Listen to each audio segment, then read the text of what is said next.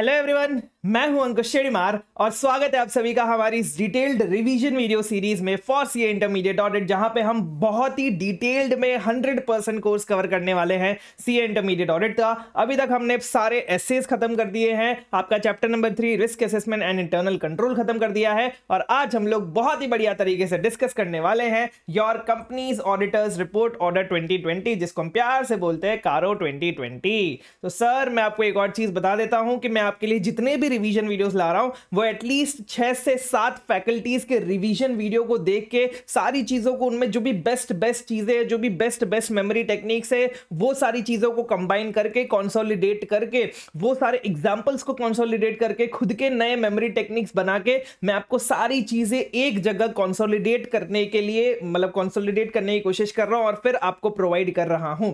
तो ये बात आप ध्यान रखिएगा कि इसमें सारी best of the best memory techniques, best of the best चीजें हैं जो मैंने अलग अलग 6-7 रिवीजन वीडियोस देख के कवर करने की कोशिश करी है। तो यस सर, ये है आपकी प्यारी प्यारी कॉन्सेप्ट बुक जिससे हम आज करने वाले हैं कारो 2020 का रिवीजन। ये कॉन्सेप्ट बुक मात्र 115 पेजेस की है जिसमें 100% relevant portion for CA intermediate audit covered है और ये मिल रही है आपको मात्र 300 रुपए में हमारी वेबसाइट पे, जिसकी लिंक आपको नीचे पिन कमेंट और डिस्क्रिप्शन में मिल जाएगी। एंड मुझे बताते हुए बेहद खुशी हो रही है कि हमने आपकी क्वेश्चन बैंक भी लॉन्च कर दी है जिसमें हमारी यूएसपी है पार्ट 1 एंड पार्ट 2। उसका लॉन्च वीडियो में मैं नीचे पिन कर दूंगा, आप जाके देख सकते हैं। एंड साथ ही साथ टेस्ट सीरीज भी हमने लॉन्च कर दी है, all subject test series best quality and affordable prices के साथ। उन दोनों के लिंक भी आपको नीचे पिन कमेंट और डिस्क्रिप्शन में मिल जाएंगे लॉन्च वीडियो के। एंड इन दोनों पे अभी हमारा डिस्काउंट चल रहा है, कल तक 1 मार्च तक हमारा डिस्काउंट चल रहा है, तो आप उसकी डिटेल्स भी नीचे पिन कमेंट हमारे टेलीग्राम और व्हाट्सएप चैनल पे जाके ले सकते हैं। ठीक है, यस सर। तो चलिए सर शुरू करते हैं हमारे कारो 2020 के साथ। सर ये क्या है सर? कारो 2020 का आपका एडिशनल रिपोर्टिंग रिक्वायरमेंट है। जो हमें एसेज में बोला गया वो तो हमें रिपोर्ट करना ही है, एडिशनली हमें कारो को भी रिपोर्ट करना है। जब हम एसए 700 पढ़ा था तब हमने उसमें basic elements of auditors report पढ़ा था। उसमें हमने ये पढ़ा था कि सर अगर कोई रिपोर्ट, अगर कोई अदर लॉज एंड रेगुलेशन के हिसाब से हमें कुछ भी चीजें इंक्लूड करनी है तो हम वो अलग से एक सेक्शन में इंक्लूड कर सकते हैं। एक बार मैं आपको दिखा देता हूं अभी, अगर आपको याद ना आ रहा हो तो।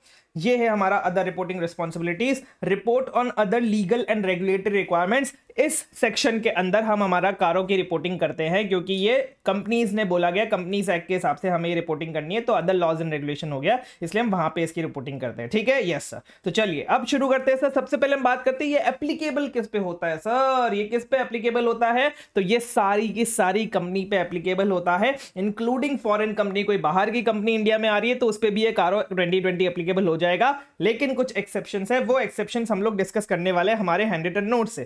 सर ये हैंड रिटन नोट्स क्या होते हैं? ये वो चीज है जब कोई चीज कॉम्प्लेक्स होती है, कुछ समझाने वाली बात आती है, कोई मेमोरी टेक्निक बता के समझाने वाली बात आती है, तब मैं आपका ये हैंड रिटन नोट्स यूज करके आपको समझाता हूं। इस हैंड रिटन नोट से हम कॉम्प्लेक्स चीजों को इजी वे में ब्रेक डाउन करते हैं और ये जो हैंड रिटन नोट्स है इसकी भी पीडीएफ मैं आपको प्रोवाइड कर रहा हूं। वो गूगल ड्राइव लिंक है, उसकी लिंक, गूगल ड्राइव की लिंक आपको हमारे टेलीग्राम और व्हाट्सएप चैनल पे मिल जाएगी, तो वो जाके आप सब्सक्राइब कर लीजिए ताकि आपको और भी जितने भी अपडेट्स है वो भी मिलते रहे साथ साथ। ठीक है, यस। ऑब्वियसली ये YouTube चैनल को भी सब्सक्राइब कर लीजिएगा क्योंकि यहां पे भी आपके सारे रिवीजन वीडियोस आने वाले हैं और बहुत ही सारी चीजें आने वाली है फॉर सीए इंटरमीडिएट ऑडिट। ठीक है, यस सर। अब हम बात करते हैं सर एप्लीकेबिलिटी के बारे में, क्योंकि हम बहुत जल्दी आपके लिए लाने वाले हैं exam oriented batch for specifically May 25 students, जिसमें आपको बहुत मजा आ जाएगा। वो सारी चीजें भी इसी YouTube चैनल पे अनाउंस होने वाली है।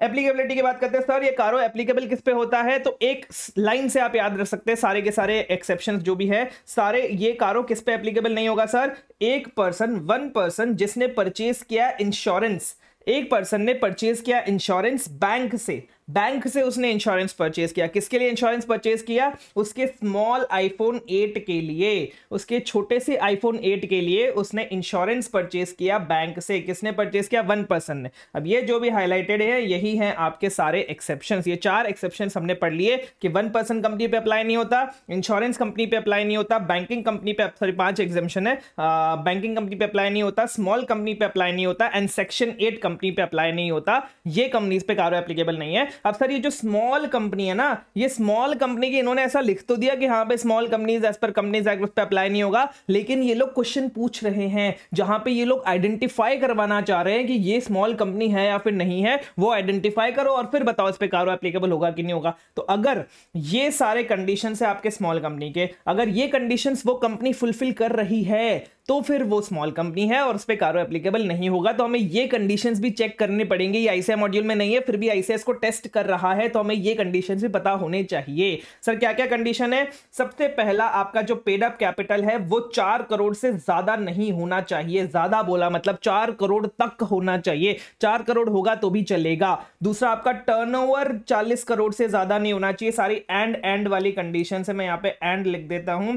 ये सारी कंडीशंस आपको फुलफिल करनी है। और एक बात मैं बता देता हूं, यहां पे मैंने लिखा नहीं है, ओनली प्राइवेट कंपनी, कि ये अगर पब्लिक कंपनी है तो फिर वो स्मॉल कंपनी वाली डेफिनेशन हम देखेंगे नहीं, क्योंकि वो स्मॉल कंपनी कभी बनी नहीं सकती। सिर्फ प्राइवेट कंपनी ही आपकी स्मॉल कंपनी बन सकती है। तो ऐसी प्राइवेट कंपनी जिसका पेड अप कैपिटल 4 करोड़ से ज्यादा नहीं है। दूसरी कंडीशन, जिसका टर्नओवर 40 करोड़ से ज्यादा नहीं है। एंड तीसरी कंडीशन, मतलब वो पब्लिक कंपनी एक्सक्लूड कर ले, मतलब ठीक है चलो वो मैंने नीचे लिख दिया था यहाँ पे साथ में, तो पब्लिक कंपनी नहीं होनी चाहिए। दूसरा, वो किसी भी कंपनी की होल्डिंग या सब्सिडरी नहीं होनी चाहिए। प्राइवेट कंपनी की भी होल्डिंग सब्सिडरी नहीं होनी चाहिए, पब्लिक कंपनी की भी होल्डिंग सब्सिडरी नहीं होनी चाहिए। तीसरा, सेक्शन 8 कंपनी नहीं होनी चाहिए। चलो सेक्शन 8 कंपनी है तो फिर भी यहां पे इनको एक्सेप्शन मिल जाएगा, ठीक है, सेक्शन 8 कंपनी को हम स्मॉल कंपनी नहीं बोलेंगे। चौथी, कोई कंपनी है जो governed by any particular act है, मतलब अगर कोई कंपनी है जो किसी एक्ट के द्वारा गवर्न की जाती है, एग्जांपल के तौर पे एयरपोर्ट अथॉरिटी ऑफ इंडिया, तो वो भी स्मॉल कंपनी नहीं मानी जाएगी। तो ये 4 कंपनीज जो है वो स्मॉल कंपनी नहीं मानी जाएगी, प्लस उनको ये दोनों कंडीशन भी फुलफिल करनी है। अगर आपने पूरी की पूरी कंडीशन फुलफिल कर ली तो हम आपको स्मॉल कंपनी मान लेंगे और फिर आप पे कारो एप्लीकेबल नहीं होगा। ठीक है, यस सर। अब सर हमने एक और एक्सेप्शन दिया है हमारी प्राइवेट कंपनी को, उन प्राइवेट कंपनी को जो आपकी स्मॉल कंपनी नहीं है। जो स्मॉल कंपनी हो तो अलग से एक्सेप्शन में है ही। अब ये प्राइवेट कंपनी की बात करते हैं जो स्मॉल कंपनी नहीं है, मतलब बेसिकली प्राइवेट कंपनी की बात कर रहा है। अगर प्राइवेट कंपनी किसी की सब्सिडरी या होल्डिंग नहीं है ऑफ एनी पब्लिक कंपनी, अगर वो किसी प्राइवेट कंपनी की होल्डिंग सब्सिडरी है तो हम उसको स्मॉल कंपनी तो नहीं बोलेंगे, लेकिन उसको ये वाले एक्सेप्शन में कवर कर लेंगे, ये वाले एक्सेप्शन में वो कवर हो जाएगी। ठीक है, अगर वो किसी पब्लिक कंपनी की होल्डिंग सब्सिडरी है फिर तो भाई उसको कारो एप्लीकेबल हो जाएगा। तो पहली बात तो ये सब्सिडरी होल्डिंग कंपनी नहीं होनी चाहिए, पब्लिक कंपनी के सारे कंडीशंस फुलफिल करने, यहां पे भी हम एंड लगा देते हैं, सारे के सारे कंडीशंस आपको फुलफिल करने पड़ेंगे। यस सर, ठीक है, यस सर। नेक्स्ट दूसरा बोला है सर इसका capital, paid up capital plus reserves and surplus more than 1 crore as on balance sheet date नहीं होना चाहिए। सर यहां पे ध्यान दीजिएगा, मैं आपको एक्सेप्शन मतलब डिफरेंसेस बताता हूं। यहां पे बात हो रही है पेड अप कैपिटल की और यहां पे बात हो रही है capital plus reserves and surplus की। दोनों को प्लस करके देखेंगे, वो मोर देन 1 करोड़ नहीं होने चाहिए। कब का देखेंगे सर? ड्यूरिंग द ईयर देखेंगे? नहीं, as on balance sheet date देखेंगे। 31 मार्च को देखेंगे तुम्हारा paid up share capital and हमारा रिजर्व्स एंड सरप्लस, ये दोनों इससे 1 करोड़ से ज्यादा नहीं होना चाहिए। दूसरी चीज, आपके बोरोविंग्स, जो आपने बोरोविंग्स लिए हैं, सर किससे बोरोविंग्स लिए हैं? बैंक से लिए, फाइनेंशियल इंस्टीट्यूशन से लिए, वो 1 करोड़ से ज्यादा नहीं होना चाहिए। सर पूरे साल देखेंगे या फिर as on balance sheet date देखेंगे? पूरे साल देखेंगे, at any point of time during the year. मतलब अगर 1 सेकंड के लिए भी, पूरे साल में अगर 1 सेकंड के लिए भी तुम्हारा बोरोविंग मोर देन 1 करोड़ हो गया तो फिर तुम पे ये कारो एप्लीकेबल हो जाएगा। मोर देन 1 करोड़ कभी भी नहीं होना चाहिए, 1 करोड़ तक चलेगा। एंड तीसरी कंडीशन, आपका जो रेवेन्यू है, रेवेन्यू सर सिर्फ कंटिन्यूइंग ऑपरेशन से या फिर डिसकंटिन्यूइंग ऑपरेशन से, दोनों से, मतलब टोटल रेवेन्यू जो आपका है, आपके जो पीएनएल पे दिख रहा है, वो टोटल रेवेन्यू आपका मोर देन 10 करोड़ नहीं होना चाहिए। और सर ये ड्यूरिंग द ईयर देखेंगे, एज ऑन बैलेंस शीट देखेंगे? भाई ये रेवेन्यू है, रेवेन्यू ड्यूरिंग द ईयर ही दिखते हैं, फॉर द पीरियड एंडेड ही होता है। ठीक है, यो वो डाउट नहीं आना चाहिए आपका। तो रेवेन्यू की बात कर रहे हैं, ये पूरा इंक्लूडिंग डिसकंटिन्यूइंग ऑपरेशन होना चाहिए और मोर देन 10 करोड़ होना चाहिए, मतलब मोर देन 10 करोड़ नहीं होना चाहिए। अगर ये सारी कंडीशंस आप फुलफिल कर रहे हैं और आप एक प्राइवेट कंपनी है तो आप पे कारो एप्लीकेबल नहीं होगा। ठीक है, अब सर यहां पे एक बात आएगा लोगों का, सर देखिए यहां पे लिखा है capital and reserves and surplus more than 1 crore नहीं होना चाहिए। अब सर इसका मोर देन 1 करोड़ है तो क्या हम स्मॉल कंपनी वाली लिमिट चेक करेंगे? बिल्कुल करेंगे। हम स्मॉल कंपनी वाली लिमिट फिर चेक करने लग जाएंगे कि अच्छा क्या वो 4 करोड़ के ऊपर है क्या? अगर 4 करोड़ से भी ऊपर है फिर तो वो स्मॉल कंपनी में भी नहीं आ रहा, ये वाले एक्सेप्शन में भी नहीं आ रहा, तो फिर कारो एप्लीकेबल हो जाएगा। तो बेसिकली जब भी आपको कोई भी प्राइवेट कंपनी वाला क्वेश्चन दिख जाए तो आपको दोनों लिमिट्स चेक करनी है, मतलब आपको दोनों चेक करना है कि क्या वो स्मॉल कंपनी है या फिर क्या वो ये वाले एक्सेप्शन में फॉल करता है। ठीक है, यस सर। एंड लास्ट चीज सर, ये जो हमारा कारो है ना, ये सीएफएस पे एप्लीकेबल नहीं है सर। ये सीएफएस का मतलब क्या होता है? That is your consolidated financial statements, जो ग्रुप के फाइनेंशियल स्टेटमेंट्स बनते हैं, पूरे हमारे होल्डिंग सब्सिडरी सबके मिला के जो फाइनेंशियल स्टेटमेंट्स बनते हैं, उस पे हमारा कारो एप्लीकेबल नहीं है। इसका मतलब क्या हुआ कि अगर मैं ऑडिटर हूं सीएफएस का, कंसोलिडेटेड फाइनेंशियल स्टेटमेंट्स का, तो मैं अपनी ऑडिट रिपोर्ट में कारो के बारे में कोई भी रिपोर्टिंग नहीं करूंगा, एक्सेप्ट सिर्फ एक क्लॉज एप्लीकेबल है, आपका क्लॉज नंबर 21। सर ये क्लॉज क्या होता है? बेसिकली आपके क्लॉज वाइज जैसे रिपोर्टिंग है आपके कारो 2020 में कि सर हमें इस क्लॉज में ये बताना है। जैसे आपके सेक्शंस होते हैं ना, सेक्शंस के सब सेक्शंस होते हैं, क्लॉजेज होते हैं, वैसे कारो के क्लॉजेज होते हैं। तो ये हमें क्लॉज नंबर 21 में हमें बताना पड़ता है, सीएफएस की रिपोर्टिंग करनी पड़ती है। जो हमारे स्टैंड अलोन फाइनेंशियल स्टेटमेंट्स है उसमें 1 से लेकर 20 तक सारी रिपोर्टिंग होती है, और 21 वाली रिपोर्टिंग सिर्फ सीएफएस में होती है। ठीक है, यस सर। चलिए एक बार नोट से डिस्कस कर लेते हैं। क्या पढ़ा हमने सर? हमने पढ़ा कि ये सारी कंपनी पे एप्लीकेबल है, इंक्लूडिंग फॉरेन कंपनी, एक्सेप्ट किस पे एप्लीकेबल नहीं है? एक पर्सन जिसने इंश्योरेंस लिया बैंक से फॉर हिज स्मॉल आईफोन 8। और स्मॉल वाला कंपनी का तो हमने हैंड रिटन नोट से पढ़ लिया सर, स्मॉल कंपनी किसको बोलते हैं। दूसरा किस पे एप्लीकेबल नहीं है? वो प्राइवेट कंपनी जो सब्सिडरी या फिर होल्डिंग कंपनी नहीं है किसी भी कंपनी की, पब्लिक कंपनी की, हैविंग, जिसके पास paid up capital and reserves and surplus more than 1 crore नहीं है as on the balance sheet date, and total borrowings more than 1 crore नहीं है। अब टोटल बोरोविंग्स किसकी लेंगे सर? बैंक की एंड फाइनेंशियल इंस्टीट्यूशन की। क्या बॉडी कॉर्पोरेट वाली कोई बोरोविंग्स लेंगे? नहीं सर, ये हमने रिस्क असेसमेंट पढ़ा था, वहां पे हम बॉडी कॉर्पोरेट वाली भी बोरोविंग्स लेते थे। आपको ये चीजें बहुत बारीकियां हैं, आपको ये ध्यान रखनी पड़ेंगी। यहाँ पे देखिए बोरोविंग्स की बात हो रही है, बॉडी कॉर्पोरेट की बात हो रहा है, तो ये बारीकियां हैं जो आपको ध्यान रखनी पड़ेंगी। ये बारीकियों से ऐसे क्वेश्चन बनाएगा।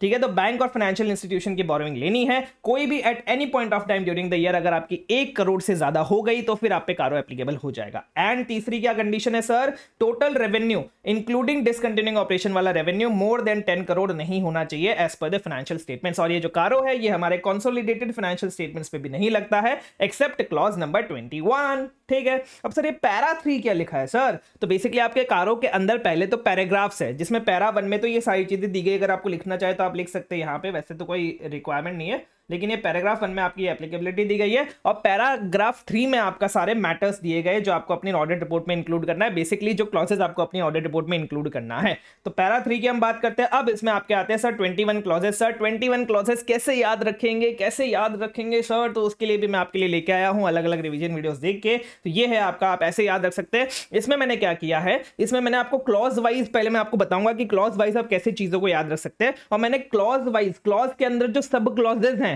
उनका जो मेन पॉइंट है, वो सारे सब क्लॉजेस का मेन पॉइंट मैंने यहां पे लिख दिया है। तो आपको क्या करना है, आपको ये रिवीजन वीडियो देखना है, जैसे मैं समझा रहा हूं वैसे समझना है, और फिर जब रिवीजन की बारी आती है ना, तब आपको सिर्फ और सिर्फ अपने हैंड रिटन नोट से ही सारी चीजें पढ़नी है। ये हैंड रिटन नोट से आपको ओवरव्यू दे देंगे पूरे कारो का, फिर आपको बहुत कम टाइम में पूरा कारो रिवाइज हो जाएगा, क्योंकि यहां पे मैंने आपके जो भी ब्रीफ पॉइंट्स होते हैं वो सारे लिख दिए हैं, ब्रीफ क्लॉजेस, सब क्लॉजेस सारे लिख दिए हैं। ठीक है, यस सर। तो सबसे पहला हमें पता ही होता है सर, हमें तो याद ही होता है, हमें तो याद करना ही है कि सबसे पहला हमारा पीपीई एंड इंटेंजिबल एसेट्स होता है।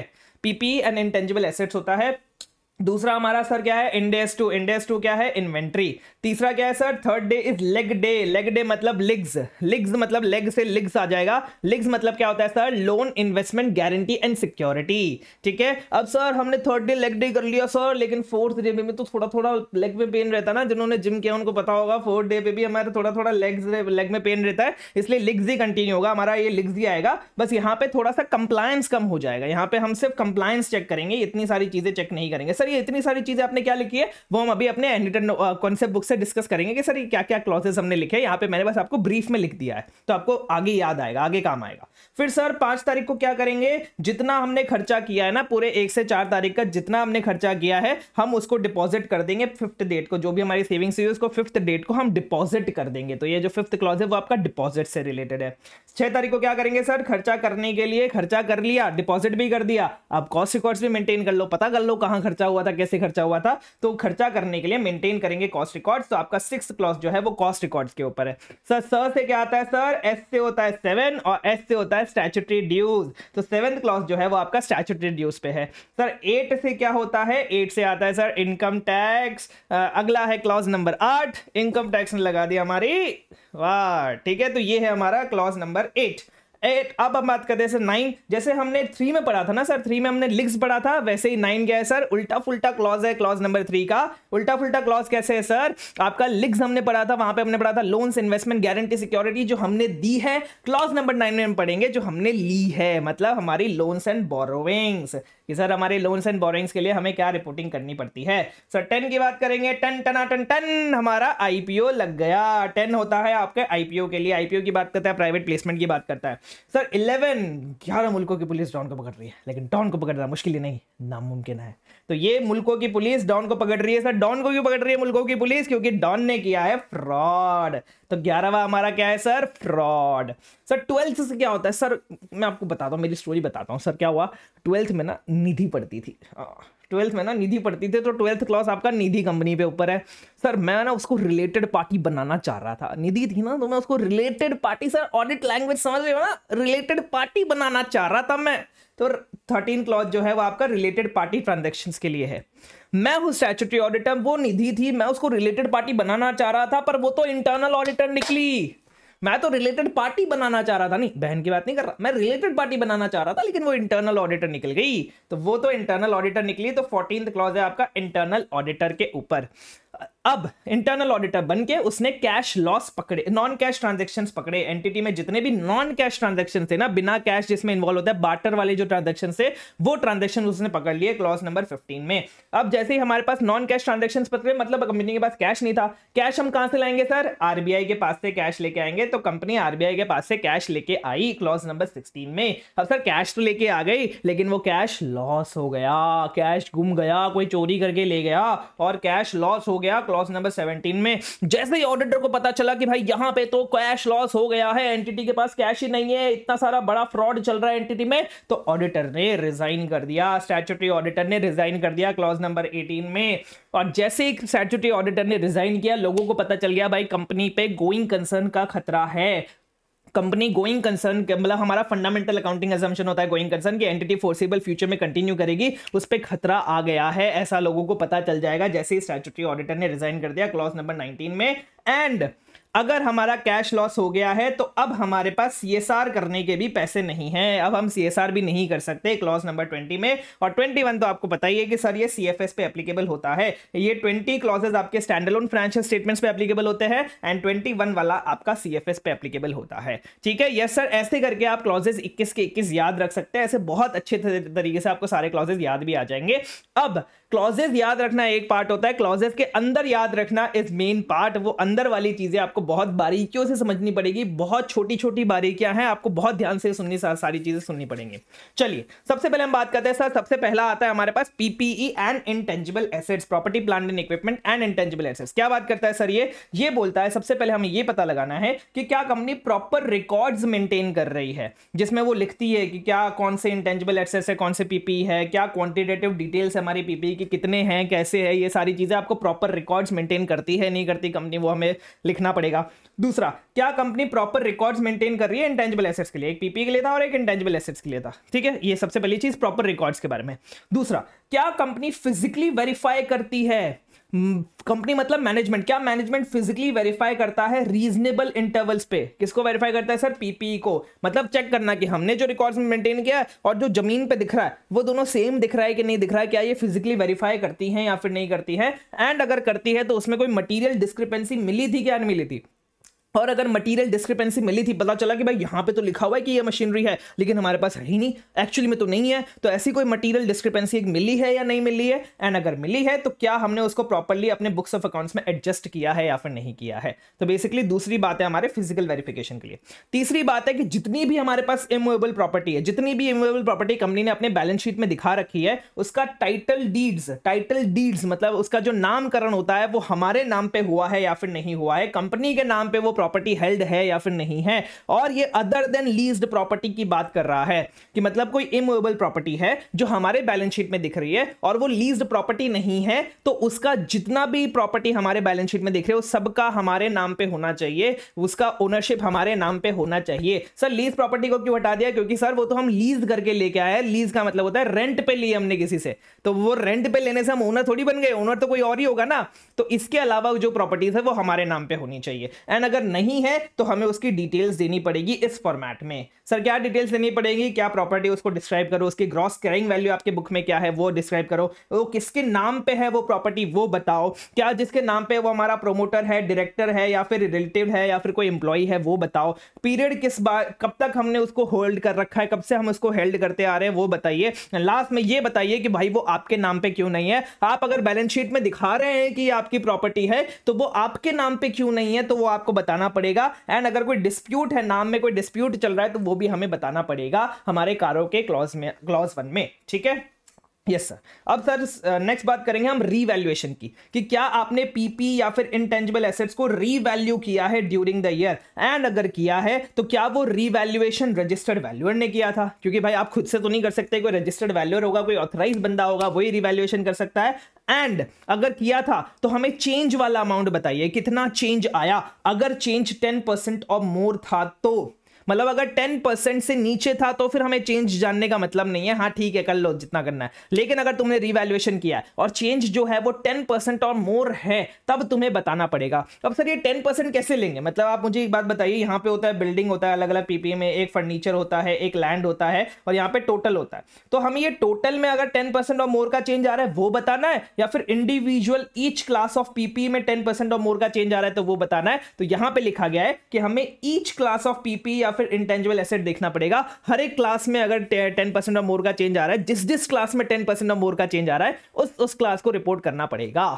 ठीक है, यस सर। नेक्स्ट ये बोल रहा है, ये रिवैल्यूएशन का था, नेक्स्ट ये बोल रहा है कि अगर हमारे नाम पे हमारे अगेंस्ट कोई प्रॉपर्टी, कोई ऐसा लीगल केस पेंडिंग है क्या बेनामी प्रॉपर्टी के लिए। बेनामी प्रॉपर्टी का मतलब क्या होता है सर, कि हम या तो किसी और के नाम पे कोई प्रॉपर्टी होल्ड कर रहे हैं, मतलब हम असली ओनरशिप नहीं है हमारे पास, अल्टीमेट बेनिफिशियरी हम नहीं है, किसी और ने हमें पैसे दिए हैं उसके नाम पे प्रॉपर्टी हेल्ड करने के लिए, तो हम उसके नाम पे ऐसी कोई प्रॉपर्टी है जो हम हेल्ड करते हैं, ऐसा कोई केस चल रहा है क्या हमारे खिलाफ। दूसरा, क्या हमने किसी और को पैसे दिए हमारे बिहाफ में प्रॉपर्टी होल्ड करने के लिए। तो ऐसा अगर कोई केस चल रहा हो, कोई इनिशिएटेड हो या फिर पेंडिंग हो कंपनी के अगेंस्ट फॉर होल्डिंग बेनामी प्रॉपर्टी, है कि नहीं है पहले ये चेक करो, एंड अगर है तो फिर आपने क्या उसके डिटेल्स प्रॉपर्ली डिस्क्लोज किए अपने फाइनेंशियल स्टेटमेंट्स में, ये बताइए। मतलब बेसिकली मैं आपको ये चीज बता रहा हूं कि ऑडिटर क्या करेगा, ये सारे पॉइंट्स जितने 20 के 21 पॉइंट्स ऑडिटर चेक करेगा कि कंपनी में ये ऐसा है कि नहीं है कि नहीं है, और फिर वो अपनी रिपोर्ट में लिख देगा देखो भाई ऐसा ऐसा है।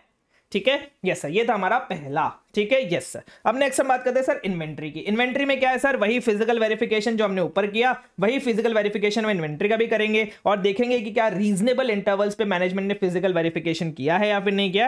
एंड यहां पे तो हम कवरेज भी देखेंगे, ऐसा नहीं कि हाँ तुम रीजनेबल इंटरवल्स पे कर तो रहे हो, ईयरली हाफ ईयरली कर तो रहे हो, लेकिन 10% इन्वेंट्री का कर रहे हो, पूरी इन्वेंट्री कवर ही नहीं कर रहे। तो हम कवरेज देखेंगे, आपने जो वेरिफिकेशन का प्रोसीजर अपनाया है वो एप्रोप्रिएट है या फिर नहीं वो देखेंगे। एंड हम फिजिकल वेरिफिकेशन में ही यहां पे डिस्क्रिपेंसी देख लेंगे कि कोई डिस्क्रिपेंसी आ रही है कि नहीं आ रही है, और अगर डिस्क्रिपेंसी आ रही है और वो 10% और मोर वाली डिस्क्रिपेंसी है तो फिर हमें ये देखना है कि क्या हमने उसको प्रॉपर्ली एडजस्ट कर लिया अपने बुक्स ऑफ अकाउंट्स में। एंड वही 10% फिर से मैं आपको बता रहा हूं कि यहां पे ईच क्लास ऑफ इन्वेंट्री देखेंगे, रॉ मटेरियल का अलग से देखेंगे, फिनिश गुड्स का अलग से देखेंगे, WIP का अलग से देखेंगे, टोटल इन्वेंट्री का अमाउंट 10% और मोर से चेंज हो रहा है कि नहीं हो रहा वो नहीं देखेंगे, इंडिविजुअल ईच क्लास में देखेंगे। अब यहां पे आप देखिएगा डिफरेंस क्या है, यहां पे फिजिकल वेरिफिकेशन में 10% और मोर नहीं है, यहां पे रीवैल्यूएशन में 10% और मोर है, जबकि इन्वेंट्री में यहां पे फिजिकल वेरिफिकेशन में 10% और मोर की बात हो रही है।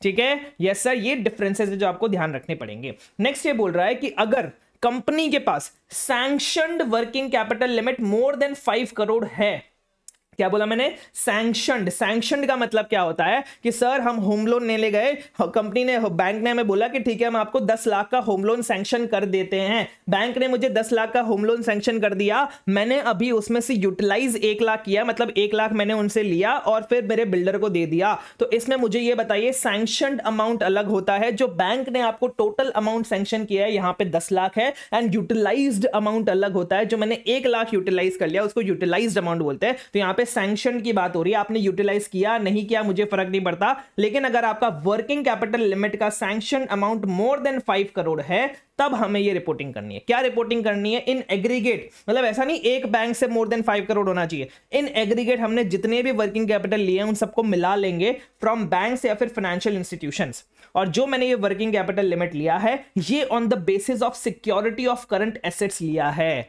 मतलब मैंने जो उनको सिक्योरिटी दी है वो मैंने करंट एसेट्स की सिक्योरिटी दी है। यूजुअली करंट एसेट्स की सिक्योरिटी देते हैं वर्किंग कैपिटल लिमिट्स के लिए, ठीक है? तो वो वर्किंग कैपिटल लिमिट्स के लिए मैंने करंट एसेट की सिक्योरिटी दी है। एंड अगर ऐसा है तो क्या जो हम क्वार्टरली, अब क्या होता है ना, जैसे आपने करंट एसेट्स की सिक्योरिटी दी, आपने क्या बोला, आपने किसी बैंक के पास गया, आपने बोला यार मुझे 5 करोड़ का चलो 6 करोड़ लेते हैं, मोर देन 5 करोड़ बोला, तो 6 करोड़ का मुझे वर्किंग कैपिटल लिमिट चाहिए। बैंक ने बोला यार कोई सिक्योरिटी दे, आपने बोला ठीक है देख मेरे करंट एसेट्स है, मेरे पास इतने डेटा है, मेरे पास इतने इन्वेंट्री है, ये ले 10 करोड़ के डेटा इन्वेंट्री टोटल मिला के मेरे पास है, ठीक है? बैंक ने बोला ठीक है, लेकिन मुझे बार बार ये तुझे स्टेटमेंट्स भेजना पड़ेगा कि तेरे पास कितना इन्वेंट्री है, कितना डेटर है, कितना क्रेडिटर है। ये स्टेटमेंट तुझे मुझे क्वार्टरली, मतलब यूजुअली क्वार्टरली होता है, तो तुझे क्वार्टरली मुझे ये स्टेटमेंट्स भेजते रहने पड़ेंगे कि तेरे पास क्वार्टरली कितने कितने हैं। क्यों? क्योंकि सर ऐसा भी तो हो सकता है ना कि आज तुम्हारे पास 10 करोड़ के हैं डेटास और इन्वेंट्री, कल तुम्हारे पास अगले क्वार्टर आओ तो तुम्हारे पास 1 करोड़ के ही बचे हो, अगले क्वार्टर आओ तो तुम्हारे पास 50 लाख के बचे हो, और हम तुमको लिमिट देके बैठे हैं 6 करोड़ की। तो इसीलिए तुमको क्वार्टरली तुम्हारे स्टेटमेंट्स भेजते रहने पड़ेंगे ताकि मैं भी क्वार्टरली असेस कर पाऊं कि तुम्हें कितने की लिमिट देनी है वर्किंग कैपिटल की, ठीक है? इसलिए वो लोग क्वार्टरली स्टेटमेंट्स मंगाते हैं। और हमारे कंपनी वाले क्या करते हैं सर, कंपनी वाले उनको ज्यादा लिख के भेज देते हैं। अगर उनके पास 1 करोड़ का वर्किंग कैपिटल, मतलब 1 करोड़ का करंट एसेट पड़ा होगा तो 5 करोड़ लिख के भेज देते हैं, क्योंकि उसका ऑडिट तो होता नहीं है। तो अब उन्होंने 5 करोड़ लिख के भेज दिया। तो वही चीज बोल रहा है यहां पे कि तुम्हें पहले तो ये चेक करना है कि वर्किंग कैपिटल मोर देन 5 करोड़ है क्या सैंक्शनड वाली, एंड अगर है तो जो भी रिटर्न्स, जो भी क्वार्टरली स्टेटमेंट्स कंपनी ने फाइल किए हैं वो बुक्स ऑफ अकाउंट्स के अकॉर्डिंग है या फिर नहीं है। बुक्स ऑफ अकाउंट्स के अकॉर्डिंग है या फिर नहीं, इसका मतलब क्या हुआ सर कि सर मैंने लिख के भेज दिया 1 करोड़ के करंट, 5 करोड़ के करंट एसेट्स है मेरे पास एज ऑन 31 मार्च, तो मुझे ये चेक करना पड़ेगा, ऑडिटर को ये चेक करना पड़ेगा कि एज ऑन 31 मार्च उनके पास 5 करोड़ के करंट एसेट्स थे या फिर नहीं थे, या फिर उन्होंने झूठ मूठ का लिख के भेज दिया। तो अगर मुझे ये चेक करना है और अगर नहीं है तो फिर मुझे उसके डिटेल्स देने पड़ेंगे कि कितने थे एक्चुअली में और कितने भेजे, कितने थे कितने भेजे। मतलब मुझे क्वार्टरली देखना पड़ेगा, एज ऑन 31, सिर्फ एज ऑन 31 मार्च नहीं देखना, हर क्वार्टर में मुझे देखना पड़ेगा कि हर क्वार्टर में उन्होंने क्या क्वार्टरली स्टेटमेंट में लिख के भेजा, एंड हर क्वार्टर में उनके पास एक्चुअल करंट एसेट कितना था, ठीक है? यस सर, ये हमें बताना पड़ेगा, मैंने बहुत डिटेल में आपको समझा दिया।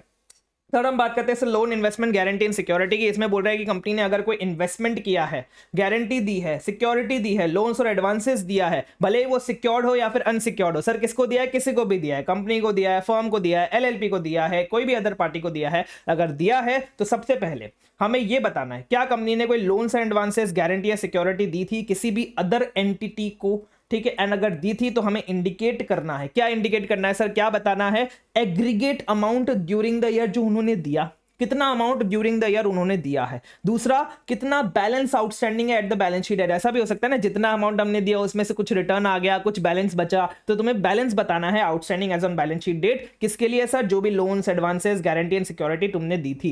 किसको दी थी? अब उसको भी बाइफरकेट करके बताना है। जितनी subsidiary, joint ventures and associate को दी थी उनको एक साथ क्लब करके बता दो, एंड अदर पार्टीज को दी थी उनको अलग से बता दो। ऐसे 2 बार बाइफरकेट करके बता देना। लेकिन एक बात ध्यान रखना, ये जो पर्टिकुलर क्लॉज है, सिर्फ ये पर्टिकुलर सब क्लॉज जो है ये उन एंटिटी पे एप्लीकेबल नहीं है जिन एंटिटी का धंधा ही लोन देना होता है।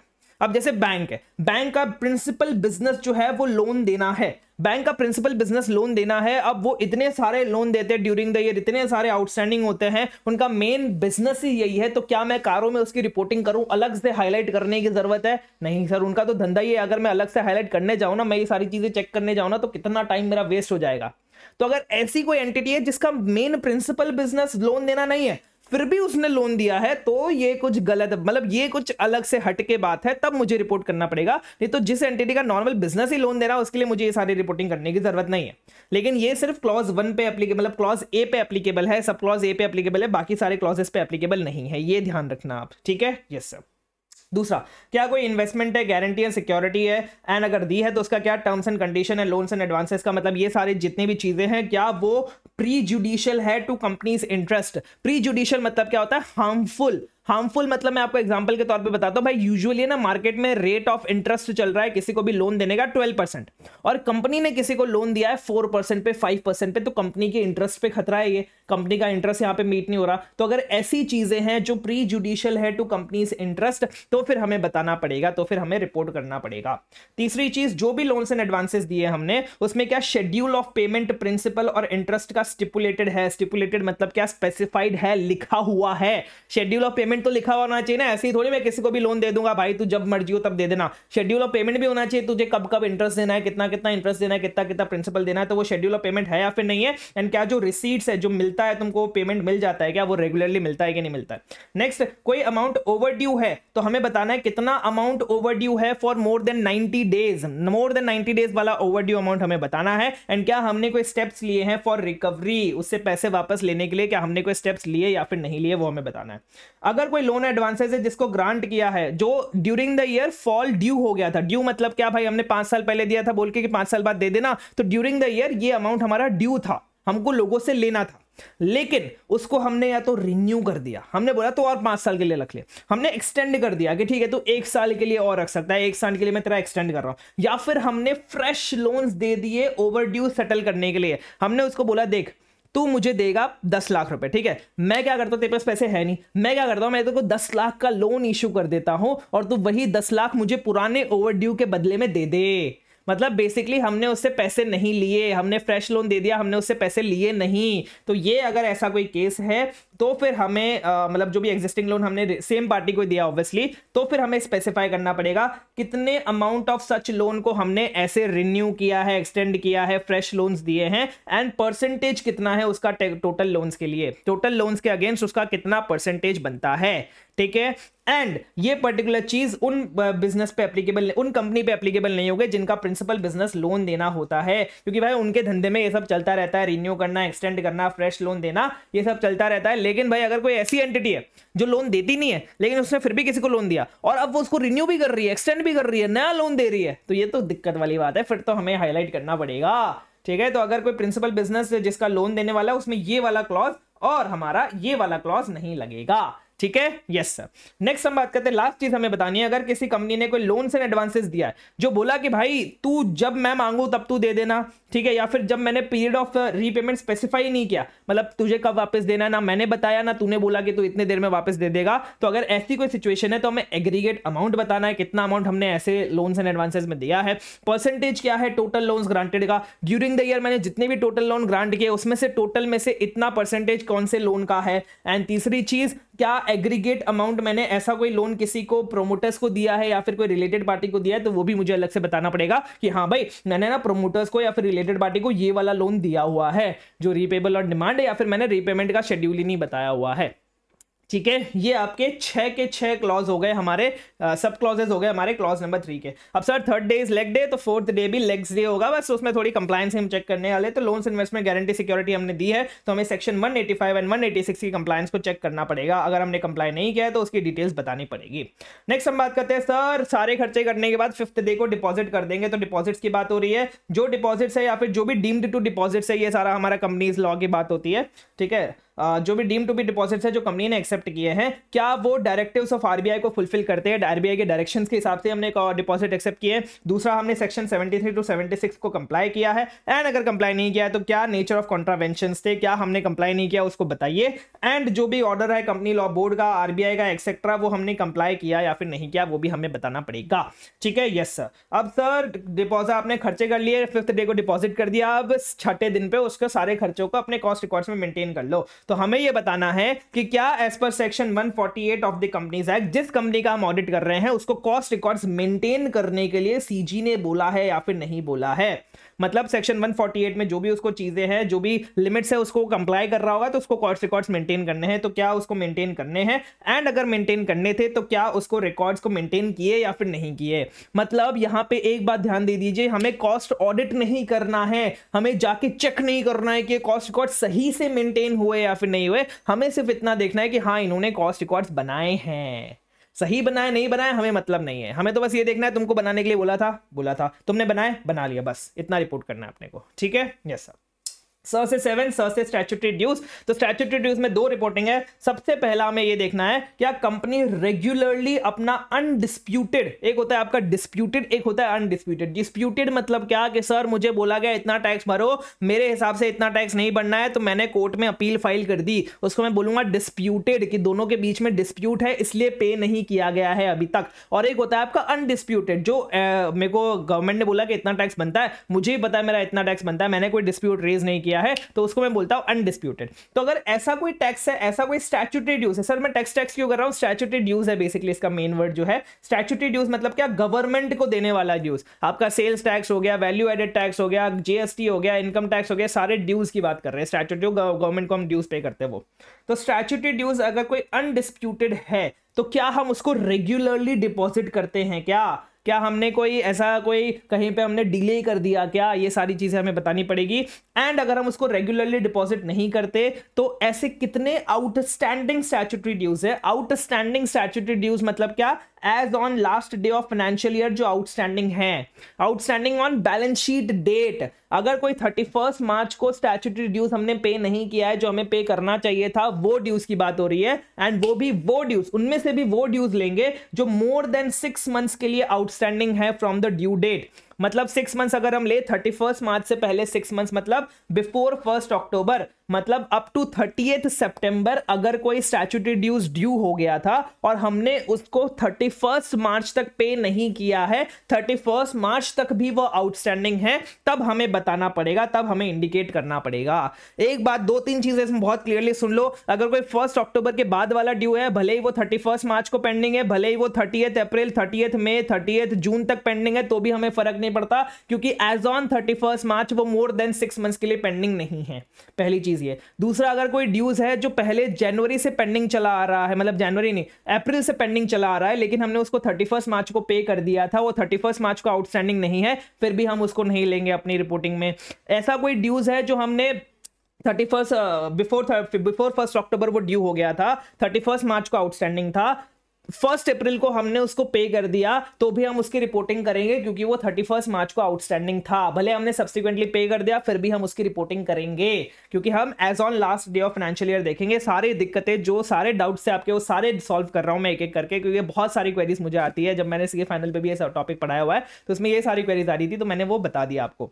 नेक्स्ट ये बोला सर डिस्प्यूटेड का क्या करेंगे। तो अगर कोई स्टैट्यूटरी ड्यूज है जो हमने डिपॉजिट नहीं किया क्योंकि डिस्प्यूट है, तो हम ये बताएंगे कितने अमाउंट का डिस्प्यूट है एंड कहां पे ये डिस्प्यूट पेंडिंग है, मतलब कहां पे, कौन से हाई कोर्ट में है, सुप्रीम कोर्ट में है, तुम्हारे एनसीएलटी में, कहां पे ये डिस्प्यूट पेंडिंग है, सारी चीजें बता देंगे। लेकिन एक बात ध्यान रखना, अगर तुमने सिर्फ ऑब्जेक्शन रेज किया है, अगर तुमने सिर्फ रिप्रेजेंटेशन किया है कि हाँ भाई इतना टैक्स कैसे होगा यहाँ पे मैं बता दिया, या फिर इतना टैक्स नहीं होना चाहिए, सिर्फ आपने रिप्रेजेंटेशन किया है, तो उसको हम डिस्प्यूट नहीं मानेंगे। डिस्प्यूट नहीं मानेंगे मतलब उसको फिर अनडिस्प्यूटेड स्टैट्यूटरी ड्यूज की तरह ट्रीट करेंगे।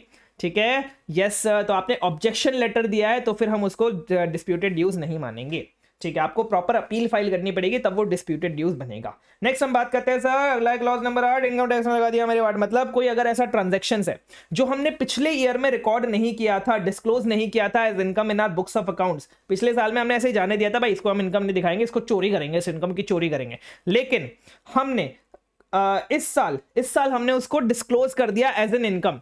इस साल हमारे इनकम टैक्स असेसमेंट में हमने पकड़े गए और हमने उसको डिस्क्लोज कर दिया एज एन इनकम। तो क्या हमने इस साल वो अनरिकॉर्डेड इनकम को प्रॉपर्ली रिकॉर्ड किया या फिर नहीं किया अपने बुक्स ऑफ अकाउंट्स में, वो मुझे चेक करना पड़ेगा, ऑडिटर को चेक करना पड़ेगा। पिछले साल की कोई अनरिकॉर्डेड इनकम थी जो मैंने पिछले साल बुक्स ऑफ अकाउंट्स में रिकॉर्ड नहीं की थी, अब मेरे को इनकम टैक्स असेसमेंट में मैंने वो इनकम शो कर दी है, तो मुझे अपने बुक्स ऑफ अकाउंट्स में भी वो इनकम शो करनी पड़ेगी। ठीक है, सिंपल बात, नो बकवास। नेक्स्ट हम बात करते हैं सर उल्टा फुल्टा क्लॉज ऑफ क्लॉज नंबर 3। इसमें लोन्स एंड बोरोइंग्स हम लेंगे किसी से, लेंगे तो क्या करेंगे सर, सबसे पहले हम ये देखेंगे कि हमने कोई डिफॉल्ट किया है क्या रीपेमेंट में, हमको रीपे करना था लेकिन हमने नहीं किया, ऐसा कुछ हुआ है क्या, डिफॉल्ट किया है, कोई बोरोइंग्स में डिफॉल्ट किया है या फिर इसके इंटरेस्ट में डिफॉल्ट किया है, तो भी हमें बताना पड़ेगा। एंड अगर डिफॉल्ट किया है तो किस पीरियड के लिए हमने डिफॉल्ट किया, कितने पीरियड के लिए डिफॉल्ट किया है एंड क्या अमाउंट का डिफॉल्ट किया है, हमें उसको रिपोर्ट करना पड़ेगा, वो भी इस फॉर्मेट में।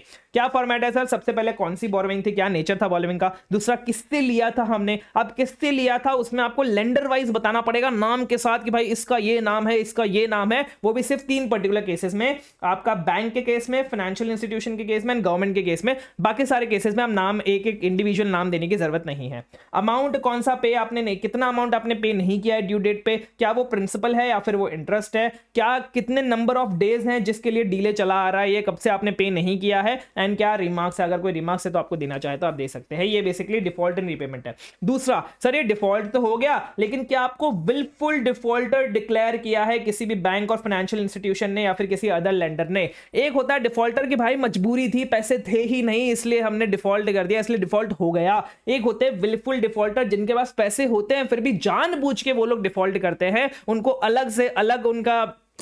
अलग से सजा मिलती है। तो इसलिए विलफुल डिफॉल्टर अगर है कंपनी तो भाई मतलब ये कौन डिक्लेयर करते हैं, बेसिकली विलफुल डिफॉल्टर का एक प्रोसेस होता है। तो वो अगर बैंक ने डिक्लेयर किया, फाइनेंशियल इंस्टीट्यूशन ने डिक्लेयर किया, फिर किसी अदर लेंडर ने आपको विलफुल डिफॉल्टर डिक्लेयर किया है तो फिर कंपनी को मतलब ऑडिटर को ये रिपोर्ट करना पड़ेगा। नेक्स्ट, जो टर्म्स लोन आपने यूज किए थे, जो भी टर्म लोन आपने लिए थे लोगों से, वो आपने उसी पर्पस के लिए अप्लाई किए, उस जिस पर्पस के लिए आपने उनसे मांगे थे। सपोज मैंने बोला कि यार मुझे टर्म लोन चाहिए एक मशीनरी खरीदने के लिए, तो क्या मैंने वो मशीनरी खरीदने के लिए ही वो लोन का पैसा यूज किया या फिर नहीं किया? एंड अगर ऐसा नहीं है, मैंने किसी और पर्पस के लिए यूज कर लिया, तो फिर ऑडिटर को उसका अमाउंट बताना पड़ेगा, कितना लोन मैंने कहीं और यूज कर दिया एंड किस पर्पस के लिए मैंने वो लोन यूज किया, ये मुझे बताना पड़ेगा, मतलब ऑडिटर को बताना पड़ेगा अपनी रिपोर्ट में। नेक्स्ट, जो फंड्स मैंने शॉर्ट टर्म पर्पस के लिए यूज किए थे, क्या मैंने उनको लॉन्ग टर्म पर्पसेस के लिए अप्लाई कर लिया? सर इसमें दिक्कत क्या आती है ना कि मैंने वर्किंग कैपिटल लिमिट ले ली, ठीक है, मैंने उसको बोला कि भाई 1 साल में तेरे को इतना पैसा मैं रिटर्न कर दूंगा, और मैंने वो जो 1 करोड़ रुपया लिया, जो 1 साल के लिए मैंने 1 करोड़ रुपया लिया, वो मैंने अपनी एसेट में इन्वेस्टमेंट कर दिया लॉन्ग टर्म पर्पस के लिए। अब मेरे पास अगले साल, अब ये दिक्कत वाली बात क्यों है सर? क्योंकि अब आपके पास अगले साल वो 1 करोड़ आने नहीं वाले ना वापस। 1 करोड़ अब ये तो आपने इन्वेस्ट कर दिया अपनी एसेट में, अब वो धीरे धीरे करके रिटर्न देती रहेगी, आपके पास वो 1 करोड़ 1 साल बाद आएंगे नहीं, तो फिर आप वो 1 करोड़ पे कैसे करोगे जो आपको 1 साल बाद पे करने हैं? अगर आपने कोई एसेट लिया, अगर आपने कोई वर्किंग कैपिटल लिमिट ली 1 साल के लिए 1 करोड़ की, और उसी को ही आपने, सपोज आपका धंधा है लोन देने का, आपने किसी और को 1 साल के लिए लोन दे दिया, ये आपके करंट एसेट बन गई, तो ठीक है, आपके पास 1 साल बाद पैसे आएंगे, आप 1 साल बाद उसको रिटर्न कर दोगे। लेकिन वही 1 साल बाद आपने जो मतलब 1 करोड़ जो आपने लिया 1 साल बाद के लिए, वो आपने 10 साल की मशीनरी पे लगा दिया, तो फिर आप उसको रिटर्न कैसे करोगे? इसलिए आपको अलग से हाईलाइट करना पड़ता है कि कंपनी ने क्या कोई ऐसे फंड्स लिए हैं अपनी ऑब्लिगेशंस को मीट क्या कोई कंपनी ने कोई शॉर्ट टर्म बेसिस पे फंड्स उठाए हैं, लॉन्ग टर्म पर्पसेस को यूज कर लिया है, अगर किया है तो क्या नेचर एंड अमाउंट है उसको इंडिकेट करना पड़ेगा। क्या कंपनी ने फंड्स लिए, मैंने तुमसे फंड्स लिए, और मैंने ये किसके लिए फंड्स लिए? खुद के लिए फंड्स नहीं लिए, मेरी सब्सिडरीज, एसोसिएट, जॉइंट वेंचर्स, उनकी लायबिलिटी पे करने के लिए लिए हैं। मैंने तुमसे फंड्स लिए, मेरी सब्सिडरी, जॉइंट वेंचर, एसोसिएट्स को उठा के दे दिए, तो वो चीज मुझे बतानी पड़ेगी, ऑडिटर को बतानी पड़ेगी। अगर ऐसा कुछ हुआ है तो उसका डिटेल बताना पड़ेगा, नेचर बताना पड़ेगा उन ट्रांजेक्शन्स का, एंड अमाउंट बताना पड़ेगा हर एक केस का। ठीक है, ये तो एक बात हो गई। दूसरा, मैंने तुमसे लोन लिया, तुमने मुझसे सिक्योरिटी मांगी, तो मैंने तुझे मेरी सब्सिडरी, जॉइंट वेंचर और एसोसिएट के शेयर्स गिरवी रख दिए कि भाई ये शेयर्स है, अगर मैंने तुमको रीपे नहीं किया तो ये शेयर्स तुम्हारे हुए। ये कितनी बड़ी बात है, अगर तुमने रीपेमेंट नहीं किया तो तुम्हारी सब्सिडरी उसकी सब्सिडरी बन जाएगी। ठीक है, तो इसलिए हमें अलग से हाईलाइट करना पड़ेगा, एंड इसके ऊपर तुमने उस पर डिफॉल्ट किया है तो वो भी अलग से हाईलाइट करना पड़ेगा। क्या कंपनी ने रेज किए थे लोन्स अपनी सिक्योरिटीज को प्लेज करके, किसकी सिक्योरिटीज को? सब्सिडरीज की, जॉइंट वेंचर्स की, एसोसिएट की, अगर है तो डिटेल दो एंड रिपोर्ट करो अगर कंपनी ने डिफॉल्ट किया है रीपेमेंट में उन लोन्स की। ठीक है, बहुत बड़ी बात है भाई, आपने डिफॉल्ट कर दिया, आपकी सब्सिडी उसकी सब्सिडी बन जाएगी। ठीक है, यस सर। 10 की बात करते हैं सर, टन टना टन टन हमारा आईपीओ लग गया। यहाँ पे आईपीओ की बात करेंगे। क्या कंपनी ने कोई आईपीओ से, एफपीओ से कोई पैसे रेस किए थे क्या? अब आईपीओ एफपीओ इक्विटी का हो सकता है, डेट का हो सकता है, किसी का भी आईपीओ एफपीओ हमें रिपोर्ट करना पड़ेगा ड्यूरिंग द ईयर, एंड क्या जिस पर्पस के लिए हमने लिए थे वो पर्पस के लिए हमने अप्लाई किया, एंड अगर उस पर्पस के लिए अप्लाई नहीं किया तो उसका डिटेल्स बता दीजिए, क्या डिफॉल्ट था, एंड क्या हमने बाद में सही पर्पस के लिए अप्लाई किया, क्या सब्स्टिट्यूएंट रेक्टिफिकेशन हमने किया कि नहीं किया, वो भी हमें बताना है, वो भी हमें रिपोर्ट करना पड़ेगा कि हाँ भाई पहले इसने पैसे लिए, किसी और पर्पस के लिए अप्लाई किया, लेकिन बाद में फिर सही पर्पस के लिए अप्लाई कर दिया, जो पर्पस के लिए बोला था वो पर्पस के लिए अप्लाई कर दिया, तो वो सब्स्टिट्यूएंट रेक्टिफिकेशन भी हमें बताना पड़ेगा। ठीक है, ये था आईपीओ एफपीओ। दूसरा, एक होता है आप पब्लिक में बांट रहे हो, एक होता है आप प्राइवेटली किसी को दे रहे हो। तो क्या कंपनी ने कोई प्रेफरेंशियल अलॉटमेंट किया है, प्राइवेट प्लेसमेंट किया है, किसका सर? शेयर्स का या फिर कन्वर्टेबल डिबेंचर्स का? यहां पे सारा डेट की बात नहीं हो रहा, सिर्फ कन्वर्टेबल डिबेंचर्स की बात हो रही है। कन्वर्टेबल डिबेंचर्स मतलब क्या? जो फुल्ली, पार्शली या फिर ऑप्शनली कन्वर्ट होने वाले हैं आपके शेयर्स में। तीनों कैटेगरी की बात कर दी यहां पे ड्यूरिंग द ईयर। एंड अगर ऐसा हुआ है, कंपनी ने पैसा लिया है, तो क्या section 42 and section 62 of the act को कंप्लाई किया है? एंड जो फंड्स उन्होंने रेज किए हैं वो उसी पर्पस के लिए यूज हुए जिस पर्पस के लिए रेज किए थे। अगर नहीं है तो उसका डिटेल्स बताइए, अमाउंट बताइए, नेचर ऑफ नॉन कंप्लायंस बताइए। ठीक है, यस सर। अब बात है 11 मुल्कों की पुलिस डॉन को पकड़ रही है, लेकिन डॉन को पकड़ना मुश्किल ही नामुमकिन है क्योंकि डॉन ने किया है फ्रॉड। फ्रॉड में हमें क्या बताना है?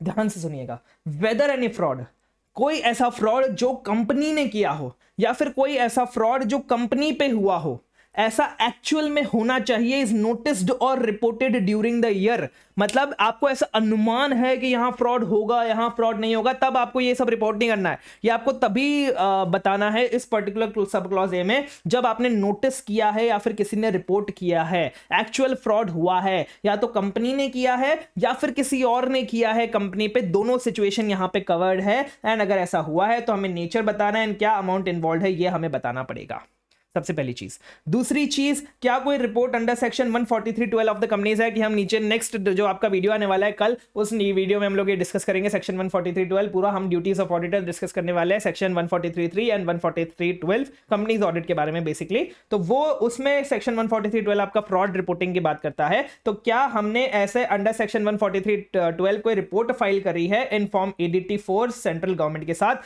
सेंट्रल गवर्नमेंट के उस पर्टिकुलर केस में भी दो केस होते हैं, एक सेंट्रल गवर्नमेंट वाला होता है, एक बोर्ड रिपोर्ट वाला होता है। तो क्या आपने सेंट्रल गवर्नमेंट को कोई फ्रॉड रिपोर्टिंग करी है एज पर सेक्शन 143(12)? अगर करी है तो फिर आपको यहां पे बतानी पड़ेगी clause number, sub clause number B में।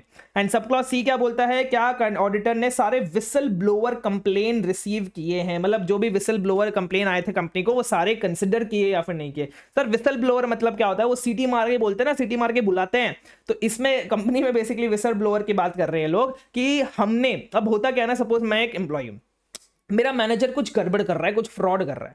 दिक्कत ये ना कि अगर मैंने उसकी जाके सीईओ को कंप्लेन कर दी और मैनेजर को ये पता चल गया तो फिर वो मेरी बैंड बजा देगा। तो कंपनीज में, बहुत सारे कंपनीज में विसल ब्लोअर्स होते हैं। विसल ब्लोअर्स का मतलब क्या होता है? आप अपनी पहचान छुपा के, आप एनोनिमिटी मेंटेन करके, आप सीईओ को, बड़े बड़े लोगों को अपनी कंप्लेन भेज सकते हैं, जो भी फ्रॉड हो रहे हैं कंपनी में उनके बारे में बता सकते हैं और किसी को पता नहीं चलेगा वो कंप्लेन किसने भेजी है।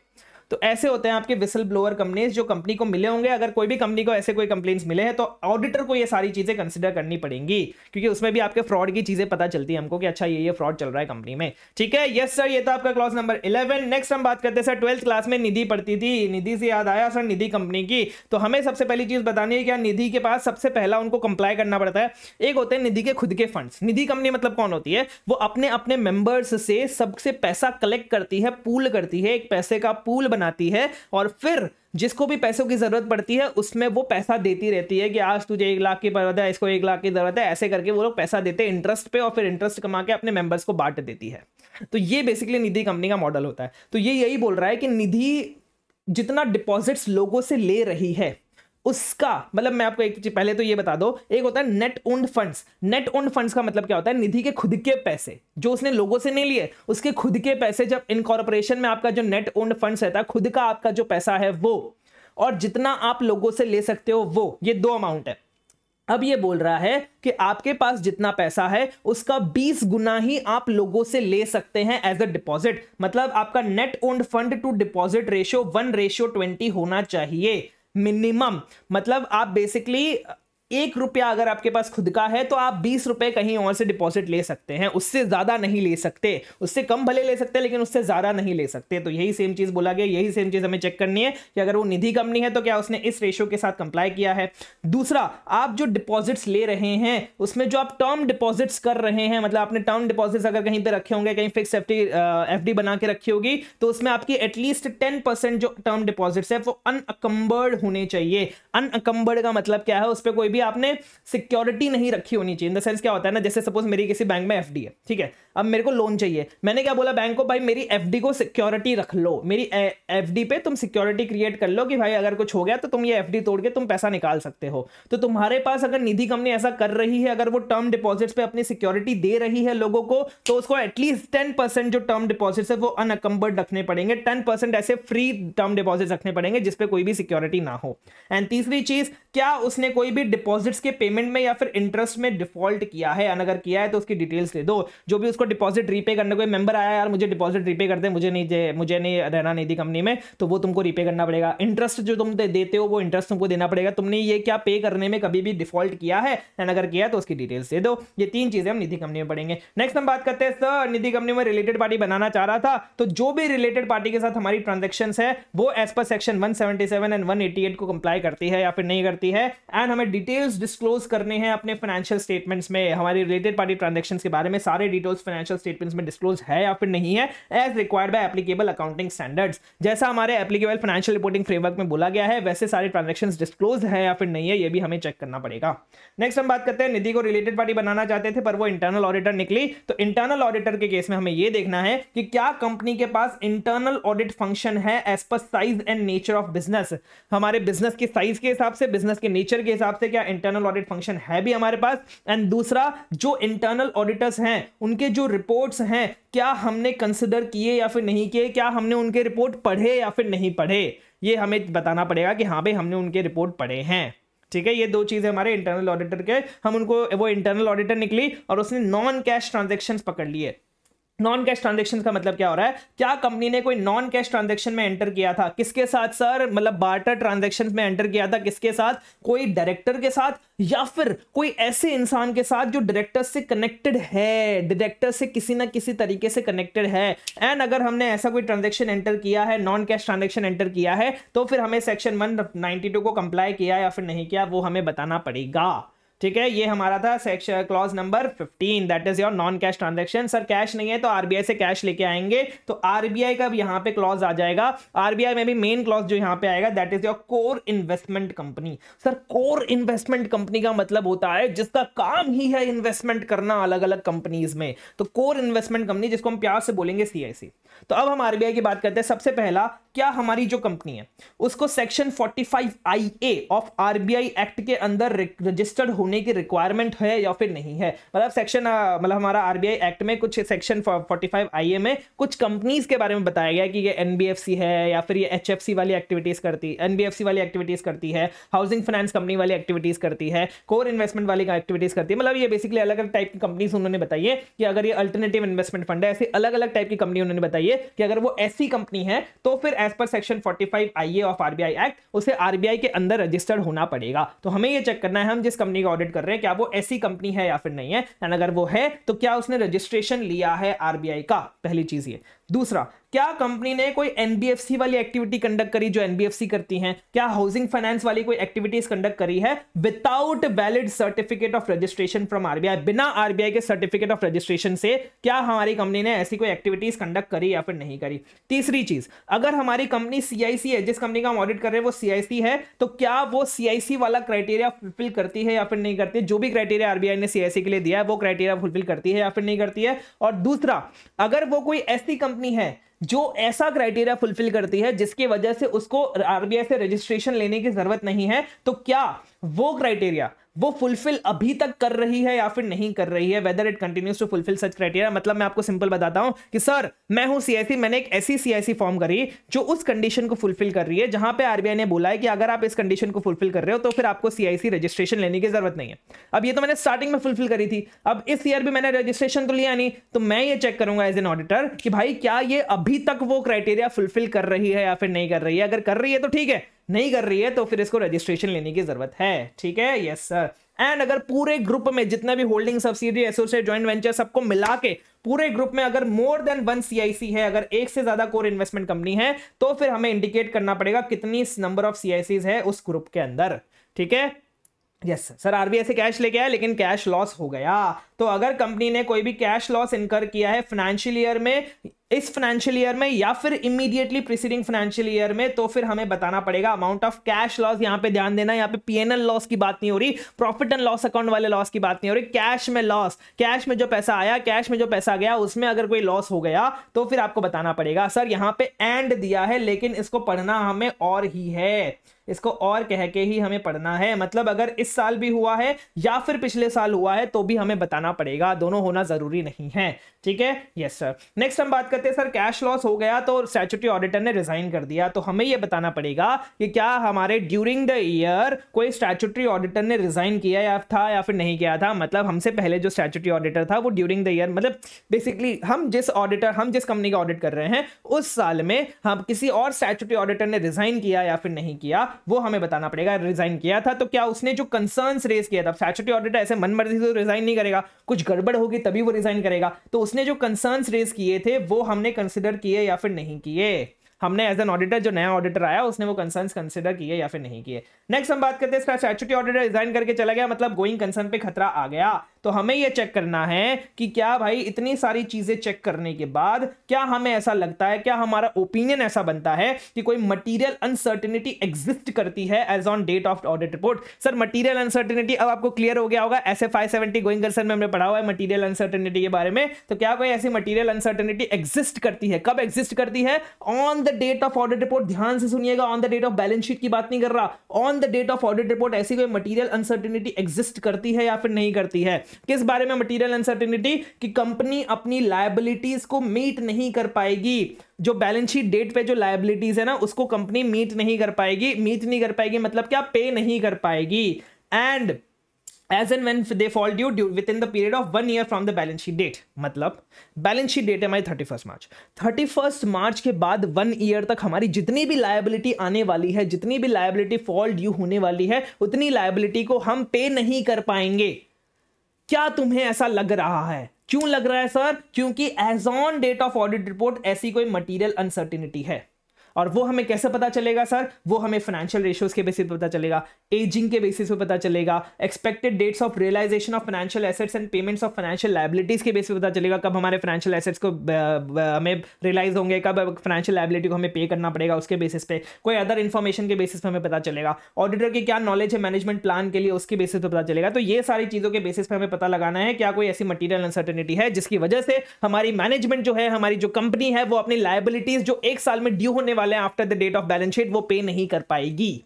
और ये जो हमारी मटीरियल अनसर्टेनिटी है वो क्या हमारे डेट ऑफ ऑडिट रिपोर्ट पे एग्जिस्ट करती है या फिर नहीं करती है, ये हमें बताना है। बहुत अच्छे से मैंने आपको ये पॉइंट भी क्लियर कर दिया है। ठीक है, यस सर। अगर पसंद आ रहा हो तो प्लीज लाइक कर दीजिएगा, इतनी मेहनत के साथ आप लाइक, छोटा सा लाइक तो बनता है यार इतनी मेहनत के साथ। अब हम बात करते हैं सर, गोइंग कंसर्न नहीं है, आप तो सीएसआर भी नहीं कर सकते। तो सीएसआर में दो चीजें होती है, एक आपका होता है ऑनगोइंग प्रोजेक्ट, एक होता है other than ongoing project. Other than ongoing project मतलब क्या? मुझे बोला गया कि भाई तुम्हें सीएसआर करना है 1 करोड़ का, मैं किसी जाके संस्था में दान देके आ गया 1 करोड़ का, तो वन ऑफ प्रोजेक्ट हो गया, वन ऑफ द काइंड हो गया। Other than ongoing project, ongoing project का मतलब क्या होता है कि भाई मैं वो हर साल वही काम करता हूं, मैं हर साल मैंने बेसिकली डेली बेसिस पे, मंथली बेसिस पे, क्वार्टरली बेसिस पे मैंने कुछ बना रखा है, मेरा एक प्रोजेक्ट है जो चल रहा है। जैसे कि मैंने कोई संस्था बना रखी है, अब जो भी सीएसआर करना होता है मैं उसी संस्था में करता रहता हूं, उसी संस्था के साथ साथ करता रहता हूं। जैसे रिलायंस फाउंडेशन है, तो रिलायंस फाउंडेशन अपना सीएसआर जो है उसी के थ्रू करती रहती है। तो ऐसे कोई ऑनगोइंग प्रोजेक्ट है मेरे पास, या फिर जो मैं सीएसआर करता हूं वो other than ongoing project one of kind तरीके से करता हूं। तो अगर मैं अदर देन ऑनगोइंग प्रोजेक्ट्स की बात करूं, क्या मैंने सारा जितना भी मेरा अनस्पेंट अमाउंट है, जो भी अमाउंट मुझे स्पेंड करना चाहिए था ड्यूरिंग द ईयर लेकिन मैंने स्पेंड नहीं किया, तो जितना भी मेरा अनस्पेंड अमाउंट है क्या मैंने उसको ट्रांसफर कर दिया? किसमें ट्रांसफर करना है सर? एक फंड जो हमारे शेड्यूल 7 में स्पेसिफाइड है, उस फंड में मुझे ट्रांसफर करना पड़ता है। क्या मैंने वो अमाउंट ट्रांसफर कर दिया या फिर नहीं किया? कब तक करना पड़ता है sir? With in 6 months of the expiry of financial year. कि भाई इस साल मुझे 1 करोड़ रुपए खर्चने थे लेकिन मैं तो 95 लाख रुपीस ही खर्च पाया, तो फिर मैं अगले साल के 30 सितंबर तक जितना भी 5 लाख मेरा जो अमाउंट है वो मैं किसी फंड में डाल दूंगा। ठीक है, तो वो मुझे पता लगाना है कि कंपनी ने वो फंड में डाला या फिर नहीं डाला अगर अनस्पेंड अमाउंट बचा था। ये है अदर देन ऑनगोइंग प्रोजेक्ट्स के लिए। लेकिन अगर कोई अनस्पेंड अमाउंट है फॉर ऑनगोइंग प्रोजेक्ट तो फिर मुझे एक स्पेशल अकाउंट में ट्रांसफर करना पड़ता है। एक स्पेशल अकाउंट अलग से बैंक के साथ खुलना पड़ता है और उसमें मुझे वो ट्रांसफर करना पड़ता है। एंड वो ऑनगोइंग प्रोजेक्ट है तो फिर मैं उससे वहां से यूज करता रह सकता हूं, अपने स्पेशल अकाउंट से ही अपने ऑनगोइंग प्रोजेक्ट के लिए वो अमाउंट यूज कर सकता हूं। ठीक है, यस सर, ये था आपका सीएसआर। एंड लास्ट आता है सर हमारा एक्सेप्शन जो है स्टैंड अलोन फाइनेंशियल स्टेटमेंट्स के लिए। एंड कंसोलिडेटेड फाइनेंशियल स्टेटमेंट्स पे आपका सिर्फ यही लगेगा, ये वाला जो क्लॉज है वो लगेगा। ये बोल रहा है कि क्या आपकी जितनी भी सीएफएस, आपका जो सीएफएस है उसमें जितनी भी कंपनीज इंक्लूडेड हैं, भले आपकी होल्डिंग है, सब्सिडियरी है, एसोसिएट है, जॉइंट वेंचर है, उनकी ऑडिट रिपोर्ट होगी। आपकी सारी कंपनीज होंगी, उनका ऑडिट हुआ होगा, उनकी ऑडिट रिपोर्ट होंगी। तो क्या उन कंपनीज के ऑडिटर ने अपनी ऑडिट रिपोर्ट में कोई भी कारों के लिए कोई नेगेटिव या फिर एडवर्स रिमार्क या फिर कोई क्वालिफिकेशन दिया या फिर नहीं दिया? सर ये एडवर्स रिमार्क, क्वालिफिकेशन, नेगेटिव क्या होता है मैं आपको बताता हूं। अब जैसे सपोज मैंने यहां पे बोला गोइंग कंसर्न के बारे में, मैं बोलता हूं किसी ऑडिटर ने अपनी ऑडिट रिपोर्ट में बोल दिया हाँ भाई यहाँ पे मटीरियल अनसर्टेनिटी एग्जिस्ट करती है, हाँ भाई ये स्टैट्यूटरी ऑडिटर रिजाइन करके गया था, हाँ भाई यहाँ पे कैश लॉस है, कोई भी नेगेटिव चीज, हाँ भाई ये कंपनी को रिक्वायर्ड रजिस्ट्रेशन के लिए लेकिन रिक्वायर्ड रजिस्ट्रेशन नहीं ले रही, हाँ भाई हमने डायरेक्टर्स के साथ कैश ट्रांजेक्शन किया था, नॉन कैश ट्रांजेक्शन किया था लेकिन हमने सेक्शन 132 को अप्लाई नहीं किया, हाँ भाई इंटरनल ऑडिटर है लेकिन साइज एंड नेचर के हिसाब से नहीं है। तो ऐसे कोई भी क्वालिफिकेशन, कोई भी एडवर्स रिमार्क, कोई भी नेगेटिव कमेंट क्या किसी ऑडिटर ने अपनी कंपनी के लिए दिया है या फिर नहीं दिया है, और वो भी उन कंपनीज के लिए जो हमारी सीएफएस में इंक्लूडेड है। एंड अगर दिया है तो हमें डिटेल्स देनी उस कंपनी की, कौन सी कंपनी है, दूसरा किस पैराग्राफ नंबर में डिटेल दिया, मतलब किस पैराग्राफ नंबर पे उसने एडवर्स और क्वालिफिकेशन रिमार्क दिया है, सिर्फ इतना बताना है। मतलब कंपनी का नाम बताना है एंड पैरा नंबर 2 है, 3 है, मतलब कौन सा हमारा ये कौन सा क्लॉज है, बेसिकली क्लॉज नंबर 1 है, 2 है, 3 है, 20 है, कौन सा क्लॉज नंबर है जिसपे उसने एडवर्स रिमार्क दिया, सिर्फ इतना बताना है, उससे ज्यादा नहीं बताना है। सिर्फ कंपनी का नाम और कंपनी का पैरा नंबर, जिस नंबर पे उसने, जिस क्लॉज नंबर पे उसने क्वालिफिकेशन एडवर्स रिमार्क दिया है। ठीक है, बस इतना सही बताना है। लास्ट में हमारा आता है कि सर अगर आप किसी भी क्लॉज के लिए कोई भी अनफेवरेबल रीजन दे रहे हो, कोई भी क्वालिफाइड आंसर दे रहे हो, तो फिर आपको उसका बेसिस बताना पड़ेगा। आप ऐसे इसलिए लिख सकते कि नहीं भाई यहां पे तो मटेरियल अनसर्टेनिटी है, आपको बताना पड़ेगा कि आपने क्या चेक किया, आपके हिसाब से क्या रीजन है जिस वजह से आप यहां पे लिख रहे हैं कि मटेरियल अनसर्टेनिटी है, किस वजह से आप लिख रहे हैं कि भाई यहां पे कैश लॉस था, किस वजह से आप लिख रहे हैं कि भाई कंपनी को रजिस्टर करना चाहिए था। तो आपको अपना बेसिस बताना पड़ेगा, रीजन बताना पड़ेगा, ऐसे हवा में आप कुछ भी नहीं लिख सकते हो। एंड लास्ट में ये बोल रहा है कि अगर ये तो हो गया जब आपको पता चल जाए कि भाई नहीं है, गलत है, सब कुछ सही है, ऐसा था। कुछ ऐसा हो सकता है कि आपको एविडेंस ही नहीं मिल रहा, जैसे हमें ऑडिट में होता है ना सर, स्टैंडर्ड्स ऑन ऑडिटिंग में एविडेंस ही नहीं मिल रहा। तो वैसे अगर आपको यहां पे भी एविडेंस नहीं मिल रहा, आप कोई ओपिनियन एक्सप्रेस नहीं कर पा रहे किसी भी मैटर पे, तो आपको बताना पड़ेगा कि आप ओपिनियन एक्सप्रेस नहीं कर पा रहे हो। कोई भी एक पर्टिकुलर जिस क्लॉज के लिए भी आप ओपिनियन एक्सप्रेस नहीं कर सकते, वहां पे आपको लिखना पड़ेगा कि इस क्लॉज के लिए मैं ओपिनियन एक्सप्रेस नहीं कर सकता, और साथ में आपको रीजंस भी बताने पड़ेंगे कि क्यों आप ओपिनियन एक्सप्रेस नहीं कर सकते। क्या मैनेजमेंट की लिमिटेशन है, सर्कमस्टेंसेस की लिमिटेशन है, आपका मन नहीं कर रहा, आपका मैटर डिफिकल्टी, टाइम और कॉस्ट इन्वॉल्व है, जो भी चीज है आपको बतानी पड़ेगी, रीजन बताना पड़ेगा कि आप क्यों इस मैटर पे अपना ओपिनियन नहीं दे सकते हैं। और ये हमारा पूरा खत्म हो गया कारो 2020। आई होप आपको पसंद आया होगा। अगर पसंद आया तो प्लीज लाइक कर दीजिएगा। लाइक टारगेट हम रखते हैं 100 लाइक्स का, मुझे पूरी उम्मीद है आप लाइक टारगेट जरूर अचीव करा देंगे। अगर पसंद आया तो प्लीज अपने दोस्तों के साथ भी शेयर कर दीजिएगा। हमने आपके लिए कॉन्सेप्ट बुक लॉन्च कर दिए, क्वेश्चन बैंक लॉन्च कर दिए, टेस्ट सीरीज लॉन्च कर दिए, और हम जल्दी आपके लिए एग्जाम ओरिएंटेड बैच भी लॉन्च करने वाले हैं। ये क्वेश्चन बैंक और टेस्ट सीरीज पे आपका कल तक का डिस्काउंट चल रहा है। क्वेश्चन बैंक पे आपका 100 रुपीज का डिस्काउंट है, हमारे टेस्ट सीरीज पे 10% डिस्काउंट है, तो वो आप जरूर उसका लाभ लीजिएगा। एंड बस कमेंट में लिख दीजिएगा हम सीए बनेंगे, ताकि जो भी ये वीडियो देखे उसको मोटिवेशन आ जाए कि वो भी सीए बनेगा। इस बार ऑडिट में एग्जामिनेशन पास, बस दुआ में याद रखना। Thank you, bye bye.